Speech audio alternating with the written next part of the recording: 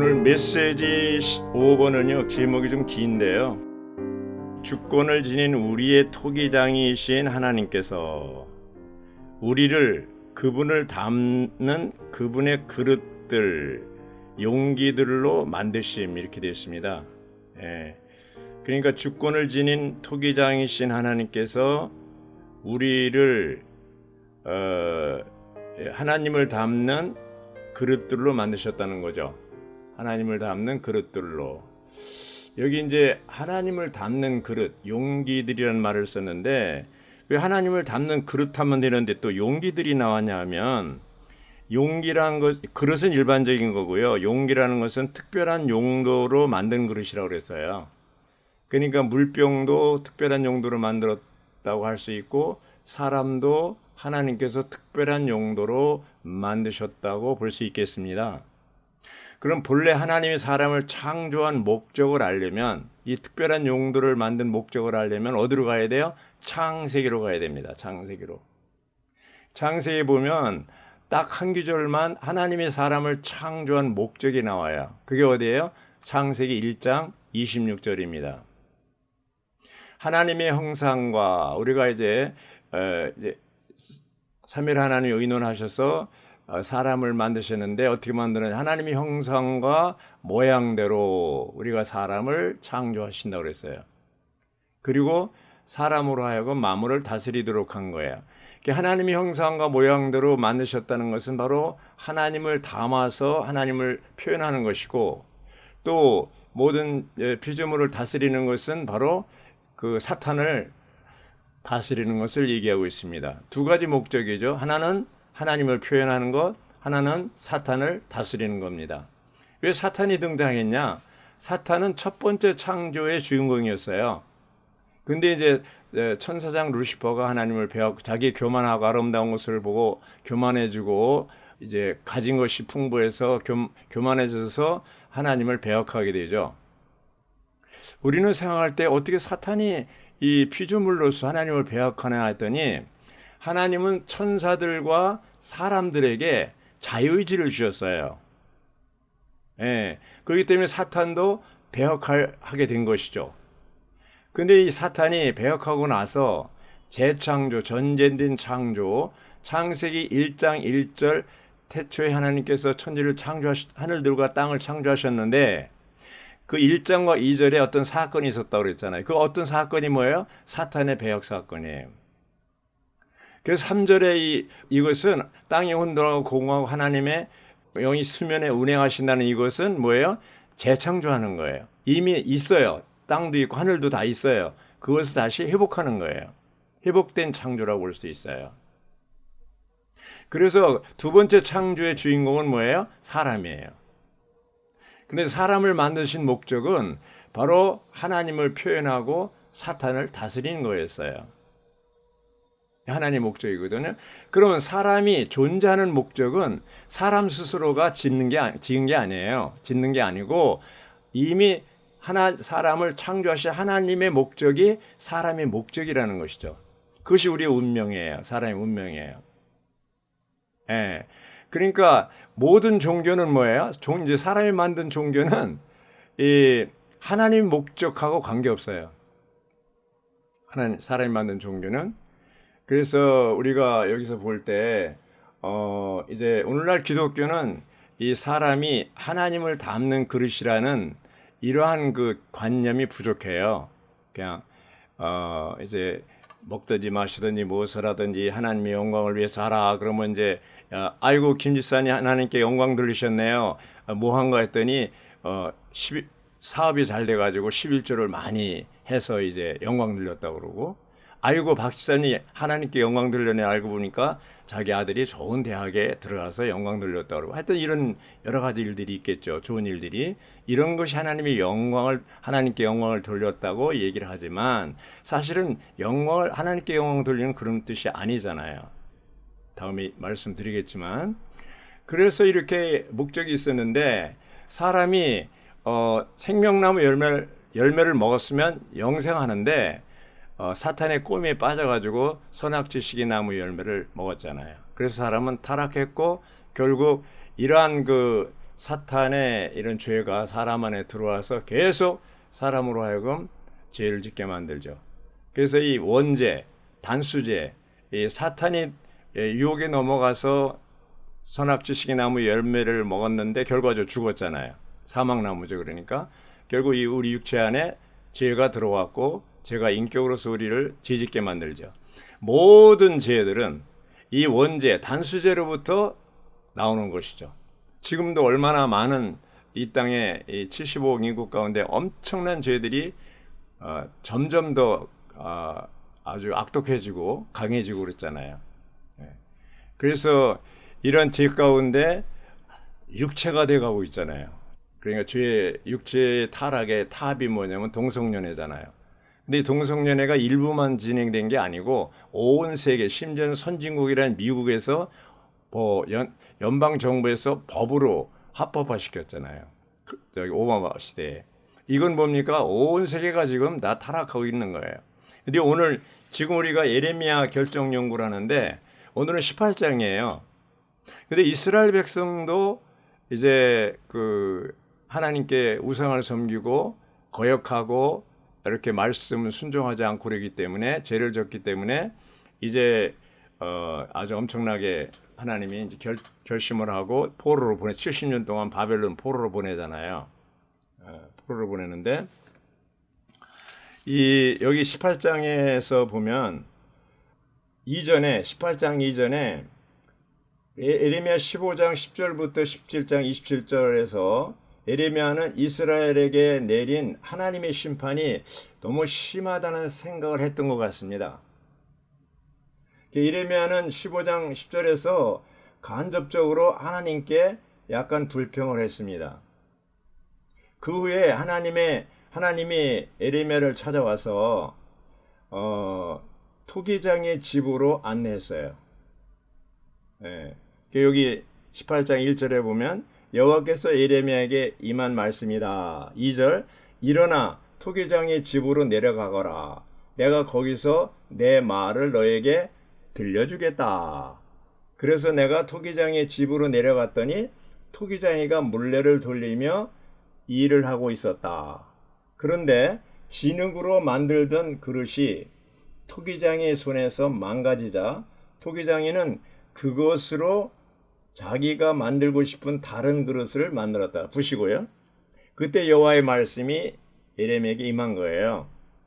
여기 오늘 1일자 말씀이 있는 거잖아요. 6절 예레미야 18장 6절 이스라엘 집아 내가 이 토기장이가 하듯 너에게 하지 못하겠느냐? 여호와의 선포이다. 이스라엘 집아 참으로 진흙이 토기장의 손안에 있듯 너희도 내 손안에 있다. 이렇게 얘기했어요. 그러니까 하나님께서 예레미야에게 시청각 교육을 시킨 거죠. 직접적으로. 너 봤지? 이거 토기장이 질그릇 만드는 거 봤지? 그러면 토기장이도 저렇게 부셨다가 또 만들고 막 그러듯이 내가 창조한 이스라엘 백성들에 대해서 내가 마음대로 하는데 넌 마음으로 왜 너무 심하다는 생각을 왜 하냐? 이거예요. 우리도 교회 생활하다 보면 어떤 생각을 하게 되냐면 야 이거 너무 심하지 않느냐 하나님이. 그리고 왜 나에게만 이렇게 어려움을 줄까? 다른 사람은 괜찮은데 그런 하나님에 대해서 소극적인 생각을 할 때가 있어요. 그럼 하나님이 그 사람을 뭐 할까요? 토기장이 집으로 안내하겠죠. 시청각 교육을 시키겠죠. 그래서 우리가 이런 하나님이 하시는 일, 하나님의 주권, 이거에 대해서 우리가 이상을 볼 필요가 있어요. 주권도 하나의 속성이라고 그러잖아요. 하나님의 속성 중에 뭐가 있어요? 사랑, 빛, 거룩, 또 뭐 있어요? 의, 또 질투. 그 중에 또 하나가 주권이에요. 주권도 하나님의 속성이라는 거예요.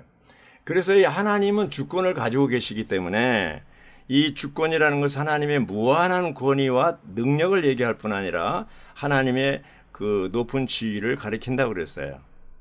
하나님만이 창조주이기 때문에 그분이 주인이기 때문에 주권을 행사할 수 있습니다. 맞아요? 들려요? 그런데 여기 이제 이사야 64장 8절에도 똑같이 뭐라 그랬냐면 저희는 진흙이요 주님은 저희 토기장이시니 저희 모두가 주님의 손으로 만드신 피조물 작품입니다. 이렇게 얘기했어요. 이사야도 똑같은 사상을 가지고 있어요.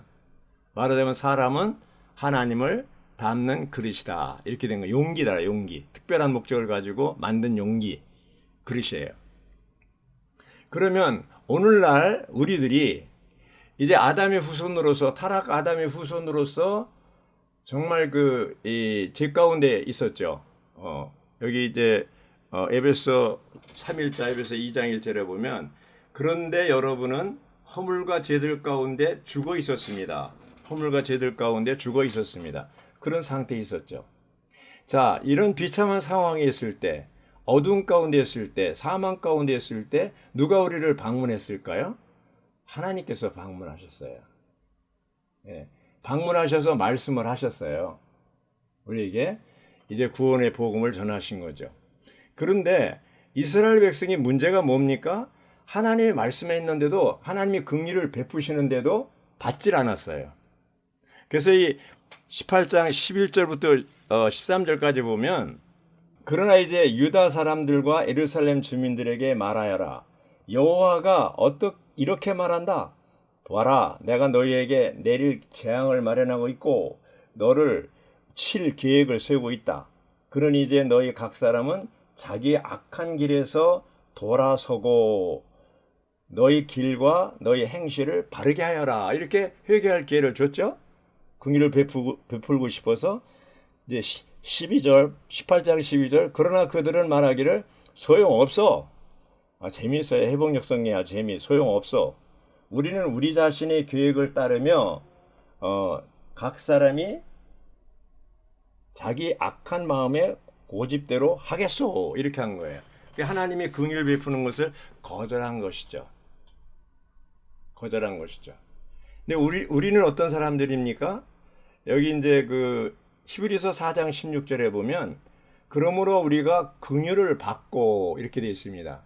하나님이 긍휼을 베푸실 때 우리는 긍휼을 받아야 돼요? 안 받아야 돼요? 받아야 됩니다. 우리가 받았기 때문에 하나님의 긍휼을 받았기 때문에 은혜를 입게 되고 오늘날 이제 타락한 상태에서 허물과 죄로 죽었던 그런 상태에서 사망 가운데 있는 상태에서 어둠 가운데 있는 상태에서 우리가 하나님이 주시는 긍휼을 받고 거듭나고 구원을 받았습니다. 네, 받았어요. 그러니까 하나님이 베푸시는 긍휼을 사람은 받을 수 있기도 하고 안 받을 수도 있어요. 왜? 사람에게 자유의지가 있기 때문에. 아담은 하나님의 말씀 먹지 말아라. 그거 먹으면 죽는다 그런데도 불구하고 먹었어요. 그래 죽었어요. 자, 우리에게도 이제는 이런 복음이 우리에게 왔을 때 하나님의 긍휼로 우리에게 복음이 어떤 사람에 의해서 복음이 전파됐을 때 받을 수도 있고 안 받을 수도 있어요. 그러니까 우리 마음이 열릴 수도 있고 닫힐 수도 있다는 거죠. 근데 감사하게도 회복하는 형제자매들, 이 말씀을 듣고 있는 자매님들 혹은 형제님들 다 우리는 마음을 열고 하나님의 긍휼을 받고 구원을 받았습니다. 그래서 4장 16절에 히브리서 4장 16절에 있는 대로 그럼 우리가 긍휼을 받고 받았습니다. 은혜를 입어서 때맞추어 도움을 얻기 위하여 은혜의 보좌 앞에 담대히 나아갑니다. 매일 아침 우리는 예수의 피를 힘입어 은혜의 보좌 앞에 담대히 나가서 아침 부흥을 할 수가 있잖아요. 처음에 우리가 주님의 긍휼이 임했을 때 받았기 때문에 우리는 은혜를 입을 수가 있습니다.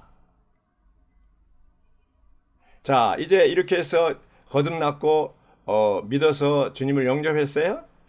이제 교회 안에 들어왔어요. 사실 교회 생활하는 것이 하나님의 긍휼입니다. 전에 대만에서 온 동역자가 그랬어요. 여러분 가운데 10년 후에도 이 자리에 있는 사람이 없을 수 있다. 어떤 사람은 10년 후에 혹은 20년 후에 없을 수 있다. 그때 저는 왜 저런 얘기를 할까 그러는데 경험해 보니까 진짜 아주 교회 생활 잘하던 사람이 봉사하던 사람이 어느 날 날아가 버려요. 근데 나 아주 똑똑한 사람이에요. 되게 똑똑한 사람들이 그러더라고요. 잘난 사람들. 근데 별로 못난 저 같은 사람은 남아 있어요. 이게 뭐예요? 하나님의 긍휼입니다. 회복 안에 들어오는 것도 거듭나는 것도 긍휼이지만 남아 있는 것도 긍휼이고, 앞으로도 계속 뭐가 필요해요? 긍휼을 받아야 됩니다. 은혜를 입어야 됩니다. 아멘이시죠? 그래서 우리가 이제 이러한 누가복음 15장에 보면 탕자가 있잖아요. 탕자가 이제 회개하고 돌아왔어요. 그랬더니 아버지가 측은히 여겼다고 했잖아요. 긍휼이잖아요. 예. 그 탕자를 받아들이고 껴안고, 아이고 내 아들아 이렇게 와서 옷을 준비했던 옷을 입히고 또 살진 송아지를 잡아서 먹이고 이렇게 해서 환영하잖아요. 그러니까 긍휼을 받으려면 회개하고 돌이켜야 돼요. 근데 요즘에 보면요, 짝가정들이 많이 있어요. 그 자매는 잘 교회 생활하는데 남편이 안 해요. 그러면 긍휼을 베풀고 싶어도 남편이 받질 않기 때문에 구원이 없어요. 그래서 우리는 어떻게 기도해야 돼요? 주님, 우리 남편에게 긍휼을 입게 해 주십시오. 긍휼을 받게 해 주시고 그에게 열린 마음을 주십시오. 열린 그릇이 되게 해 주십시오. 이렇게 기도해야 돼요. 예. 오래전에 제가 몇 번 간증한 적이 있는데, 대만에 있을 때 신혼 집회할 때 처음 시작할 때쯤이에요. 어떤 자매가 요한복음 1장 29절을 선포했어요. 보라, 세상 죄를 없애는 하나님의 어린 양을 보라. 그 말씀을 얘기하면서 뭐라고 하냐면, 자기는 지금까지 14년 동안 남편만 바라봤다는 거예요. 우리 남편 좀 돌아서게 하십시오. 우리 남편 좀 회개하고 교회 생활하게 해주시오. 그런데 안 들어주시는데 어느 날 1장 29절이 자기한테 들어왔다, 발견이 됐다는 거예요. 그래서 보라, 세상 죄를 지고는 하나님의 어린 양을 보라. 그 말씀을 보고 이제는 남편을 보던 시선을 어린 양에게로 돌렸다는 거예요. 그랬더니 어떻게 됐어요? 어린 양을 바라보고 이렇게 했을 때 남편이 스스로 집회에 가고 싶다고 그래서 오늘 왔다는 거예요. 예. 그렇게 울며 주님 앞에 간과가 했는데도 남편을 쳐다봤을 때는 안 됐는데 어린 양을 바라봤을 때는 됐다는 것이죠. 예. 어린 양에게 마음을 열린 그릇이 됐을 때, 열린 마음을 가졌을 때 하나님이 그 자매를 통해서 남편을 구원하신 거예요. 그러므로 여기서 중요한 게 뭐예요? 열린 그릇이 중요한 거예요. 열린 마음, 열린 그릇, 열린 사람, 이게 중요한 거예요. 왜 열린 그릇, 열린 사람을 얘기하는 것은 사람의 마음이 닫힐 수가 있다는 겁니다. 우리 가운데도, 형제자매들 가운데도, 지체들 사이에도 어떤 사람에게는 마음을 열지만 어떤 사람에게는 닫아요. 그것이 언제까지 갈지 모르겠어요. 주님 앞에 그리스도의 심판대까지 갈 계산하고 그냥 닫고 있는지 모르겠어요. 우리는 뭐예요? 하나님에게도 우리 열린 그릇이 돼야 되지만 지체들에게도 열린 그릇이 돼야 됩니다. 열릴 마음이 돼야 됩니다. 워치만 형제님이 20년 동안 감옥 생활했죠.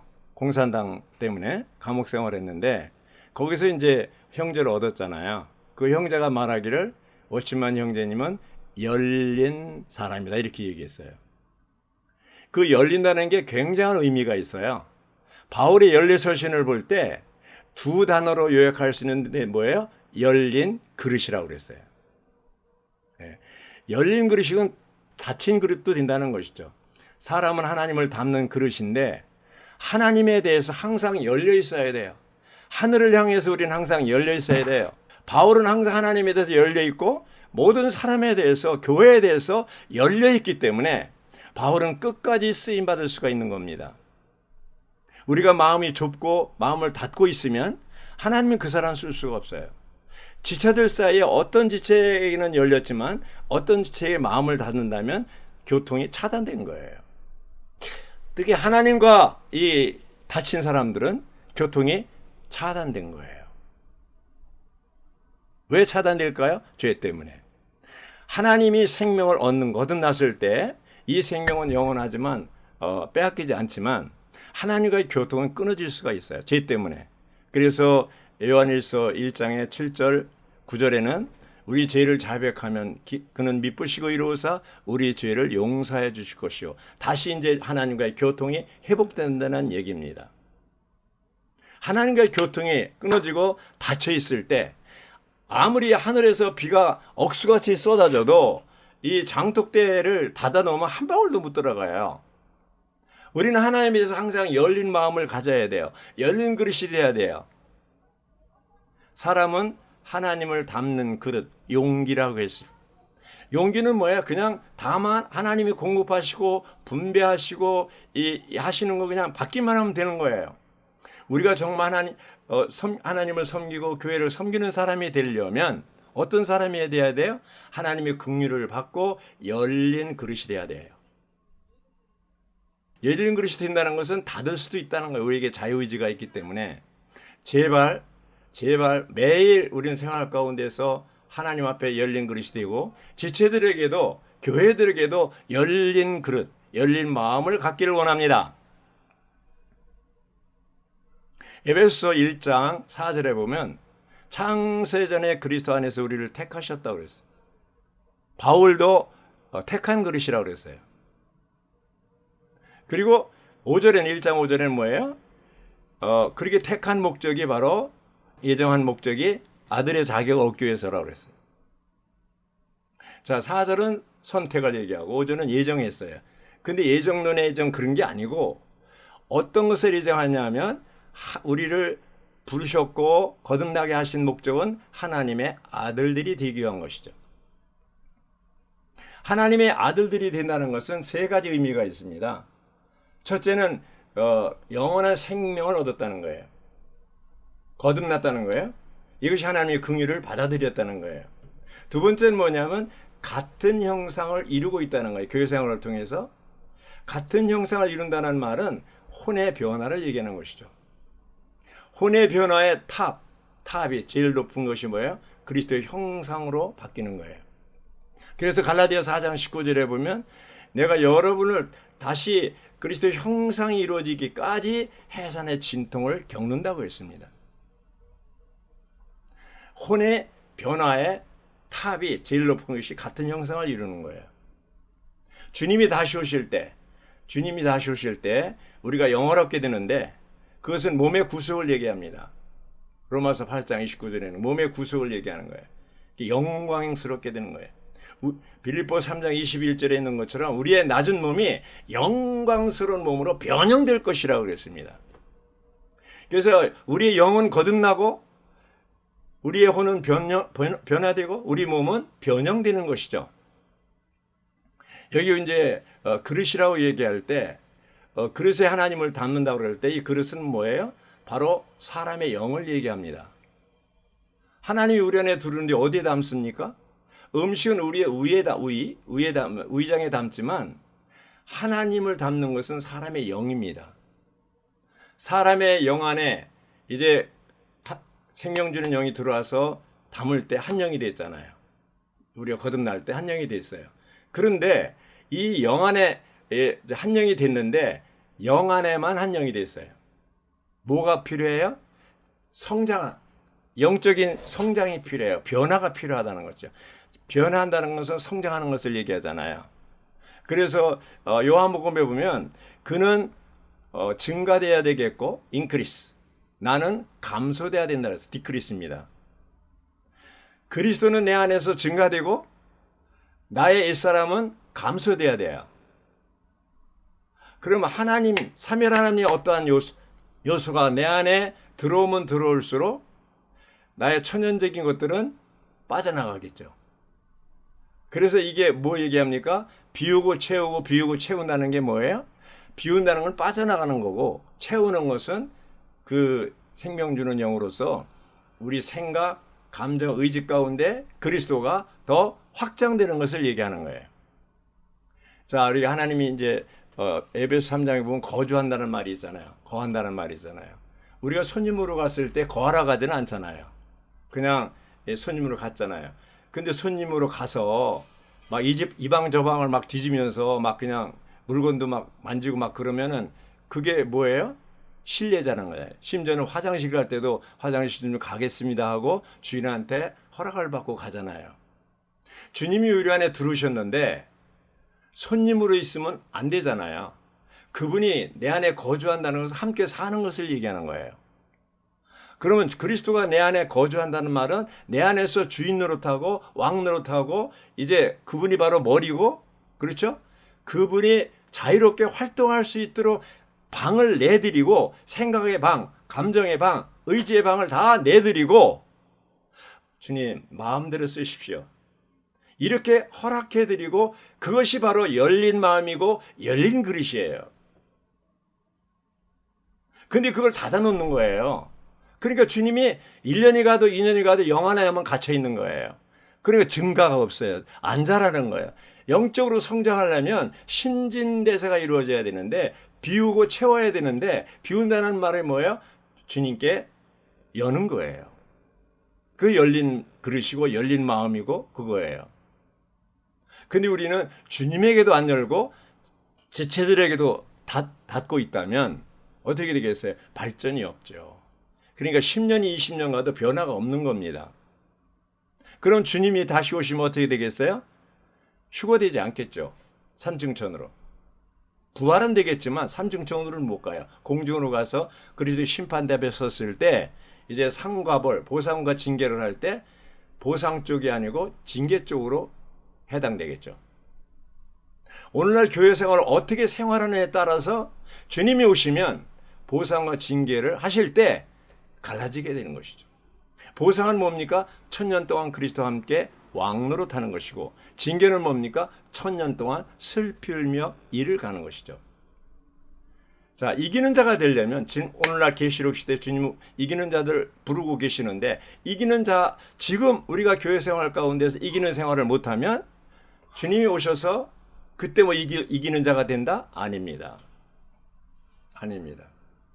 요한복음 3장 13절에 보면요, 하늘에서 온 사람 외에는 하늘에 올라간 사람이 없다고 그랬어요. 오늘날 기독교는요, 믿고 천당, 불신 지옥이라는 말을 쓰잖아요. 그러면 믿고 천당, 하늘나라 간다는, 그리고 이제 소천하셨다고 그러잖아요. 사람이 죽으면 하늘나라 갔다고 그러잖아요. 그게 뭐냐면 천주교는 무천년설이거든요. 무천년설이는 천년왕국이 없다는 얘기예요. 그래서 예수님이 오셨을 때 왕국을 가져왔기 때문에 예수님이 오신 뒤부터 다시 오실 때까지 이미 왕국이 왔다는 거예요. 있다는 거예요. 네. 근데 예수님은 뭐예요? 1000년 동안 왕노릇하는 그것이 있잖아요. 천년왕국. 그래서 이 천주교의 영향을 받은 개신교들은 거의 많이 영향을 받았어요. 그냥 믿고 믿고 그냥 구원받으면 바로 천국행이에요. 아담을 비롯해서 모세를 비롯해서 노아를 비롯해서 다 죽은 사람은 음부의 낙원에 있습니다. 아무도 하늘로 올라간 사람 없습니다. 예수님 외에는. 네. 나중에 이제 이기는 자들이 주님이 오셨을 때 휴거돼서 3층처로 가서 그들과 함께 공중으로 오게 되죠. 그래서 우리는 이러한 이 교회 생활을 통해서 하나님의 긍휼로 계속 입어서 히브리서 4장 16절에 있는 것처럼, 그러므로 우리가 긍휼을 받고, 그렇죠? 마음을 열어서 열린 그릇이 되어서 끊임없이 긍휼을 받고 은혜를 입어서, 긍휼을 받은 사람이 은혜를 입을 수가 있습니다. 은혜를 입어서 하는데, 바로 이제 이 에레미야 18장에 있는 6절과 또 로마서 9장 23절과 연결되죠. 9장 23절을 보면 하나님께서 또 영광에 이르도록 예비하신 긍휼의 그릇들에 대하여 그분의 영광의 풍성을 알게 하고자 하셨을지라도 어찌하겠습니까? 하나님께서 예비하신 긍휼의 그릇, 영광에 이르도록 하는 긍휼의 그릇, 영광 받기로 예비된 긍휼의 그릇들입니다. 우리들은. 그래서 이렇게 긍휼을 입고 존귀하게 되고 영광스럽게 되는 이것이 바로 거듭나고 혼이 변화되고 몸이 변형되는 것과 일치하는 것입니다. 영화롭게 되는 주님이 오시면 우리는 다 어떻게 돼요?